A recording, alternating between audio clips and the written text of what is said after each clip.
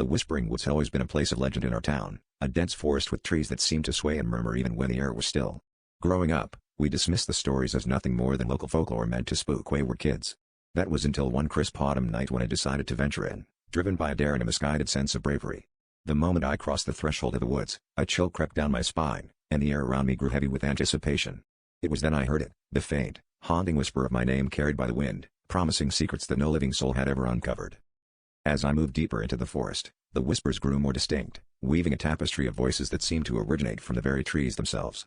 Each step felt like a descent into madness, as the forest seemed to close in around me, the branches reaching out like skeletal fingers.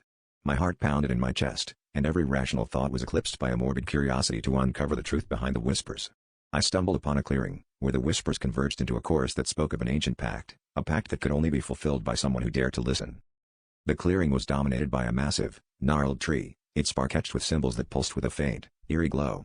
As I approached, the whispers intensified, urging me to place my hand against the tree. Compelled beyond reason, I did, and a rush of images flooded my mind, visions of those who had come before me, drawn by the same voices, only to disappear without a trace. Each of them had failed to understand the pact, their fates sealed by the very woods they sought to unravel. The realization struck me like a bolt of lightning: the Whispering Woods were sentient, drawing in the curious to feed an insatiable hunger for new souls.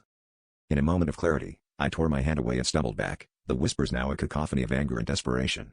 I ran, the forest alive around me, branches clawing and roots rising to trip me. Breathless and terrified, I burst from the woods, the whispers fading into the night. Behind me, the trees stood silent once more, but I knew the pact remained, waiting for another soul brave, or foolish, enough to heed the call. The stories were true, and I had lived to tell what others could not, but the price of that knowledge was a haunting echo in my mind, a promise that the woods would not forget.